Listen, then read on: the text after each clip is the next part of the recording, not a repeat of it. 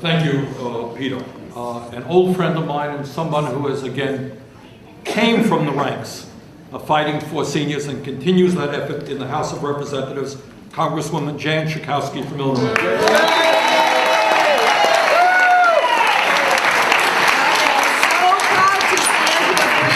And all my fighting colleagues, and I'm especially proud to stand before all of you.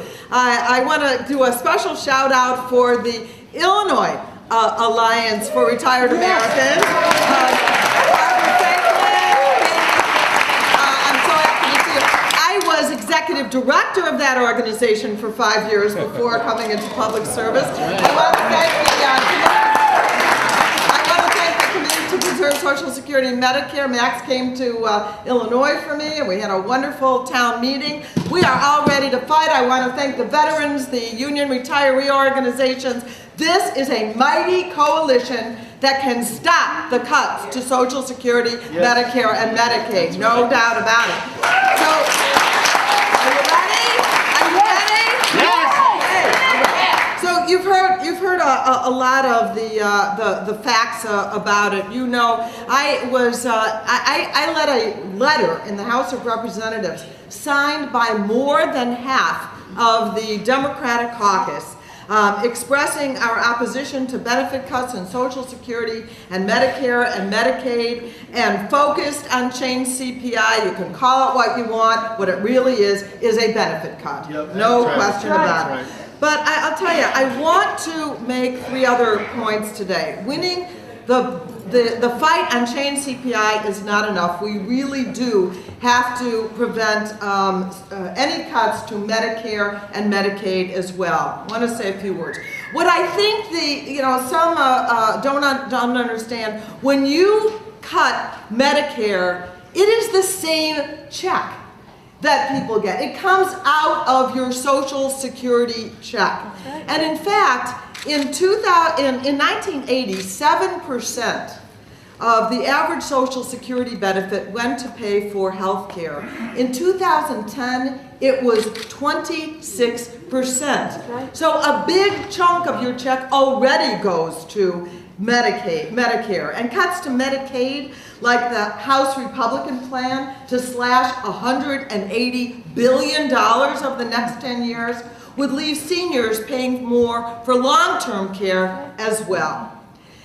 The other thing is, and I think this was mentioned earlier, protecting Social Security, Medicare, and Medicaid is part of our fight against income inequality. Yes. Between 1966 and 2011, 90% of Americans saw their real income grow by $59. But the top 1% saw their income grow by more than $628,000 per person. Americans who rely on Social Security, Medicaid, and Medicare are in the 90%, and many of them are at the bottom end, and half of all seniors and disabled people on Medicare live on less than $22,500 a year. Not exactly rolling in the dough. The other thing that they talk about is raising the age of eligibility, because, as you know, they say, everyone is living longer. Wrong. If you're in the top half of the income in our country, you may be living longer. The richer you get, the longer you can live. You get health care. If you're in the bottom half, your longevity has remained steady. And if you're a poor woman in the United States of America, you have actually lost length of life. So don't give me that about raising the age. So we have to reject these proposals. We don't have to do any of that to Social Security. We can scrap the cat. That's right.